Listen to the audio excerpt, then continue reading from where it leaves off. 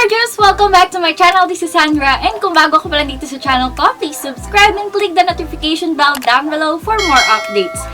So, 2021 na for this content. Bobonggahan ko na, diba? So, another makeup-inspired look na naman ang gagawin ko. And by this time, hindi lang isa, kundi dalawang inspired makeup looks yung gagawin ko. And as you can see sa title ng video ko na to, that I'll be doing an inspired makeup looks of Kathryn Bernardo and Nadine Lustre's makeup look sa kanilang mga naging looks sa kanilang photo shoot. So, without further ado, guys, I'm so excited to do these looks.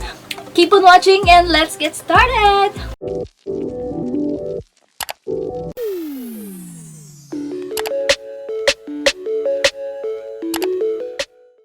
So, uunahin ko muna yung look ni Kathryn Bernardo and I'll be posting it here. Disclaimer lang guys, I'm not doing a transformation look. So, I'll be doing just an inspired makeup look kasi baka may sabihin yun, hindi ko naman kamukha, bakit ko gagayahin, diba? So, ayan, I just want to make these creative looks na meron sila na nakita ko.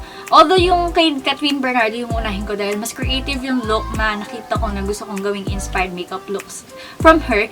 And ayan, so nakita ko kasi yung photo shoot niya nitong 2021, pagpasok pa lang ng 2021, bongga, diba? Si Kathryn, kilala siya sa mga makeup looks niya na very simple lang yung ginagawa sa kanya kasi hindi na kailangan pang bonggahan yung looks niya dahil sobrang simple niya, ang ganda-ganda ng mukha niya. So, mag-silent mode na lang ako and ayan, so syempre para hindi na tumagal ito, I'll be posting the item na lang or papakita ko na lang yung mga products na gagamitin ko para naman alam nyo din kung ano yung mga products na ginamit ko para ma-achieve yung inspired look na yun.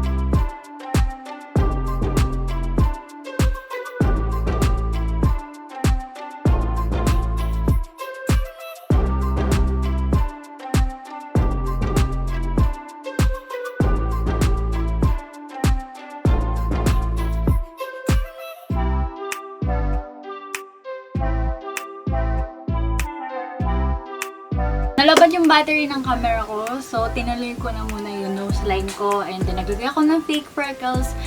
And naglagay na din ako ng highlighter. So, mag-move on na tayo sa pinaka-lips para matapos natin yung finish look na inspired look ni Kathryn Bernardo. Ayan, nude lang yung nilagay sa lips niya.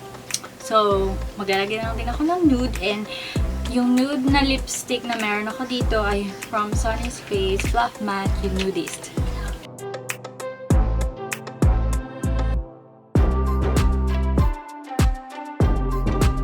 So, ayan, I think okay na ako sa pinaka-look ko. And okay naman na yung lipstick ko. So, ayan, nude lang siya.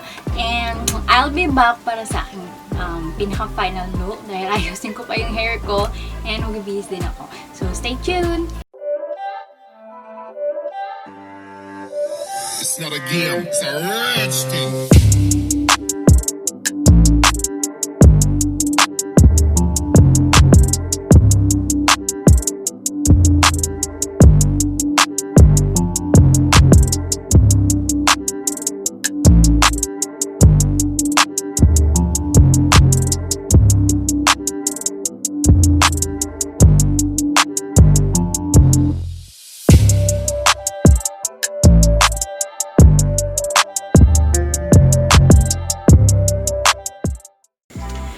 This is my final look for Kathryn Bernardo's inspired makeup look sa kanyang photoshoot nitong 2021.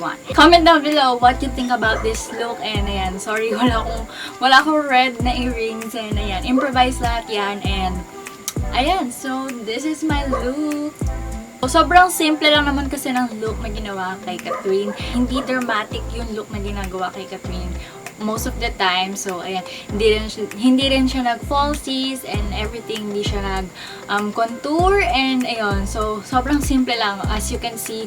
And we're down to our next inspired makeup look. Last but not the least, inspired makeup look.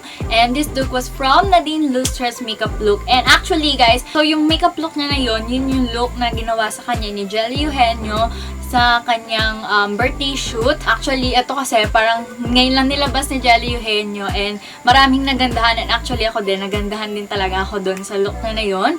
And sobrang very body girl, ganun, body, pero may pagka-Barbie na side yung datingan ni Nadine doon sa look niya na yun.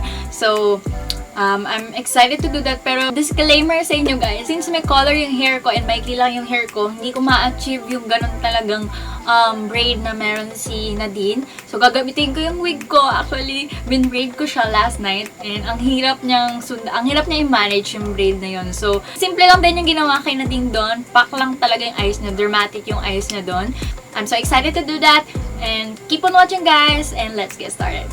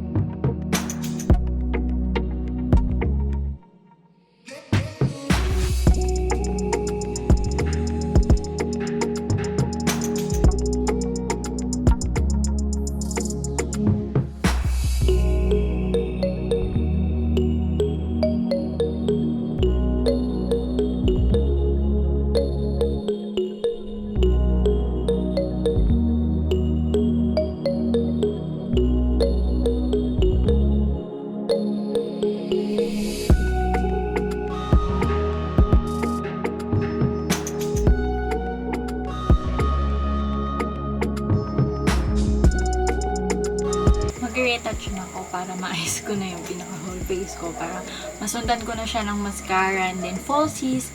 And ayan, retouch na lang talaga.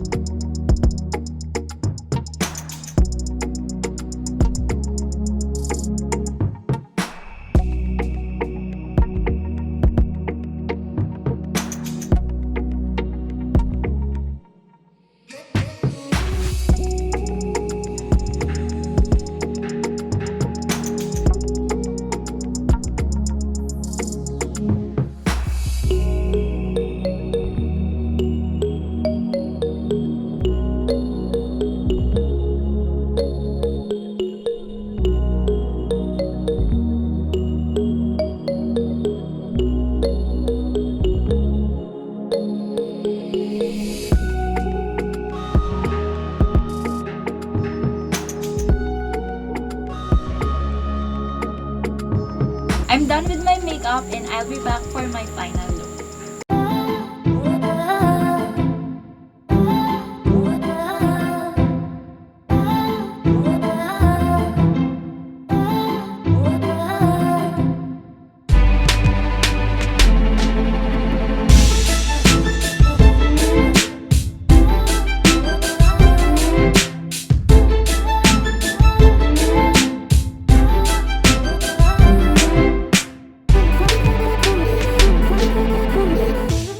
So, this is my final look na nagawa ko from Nadine Lustre's look na ginawa ni Jelly Eugenia sa kanya and pinost din niya sa kanyang Instagram account.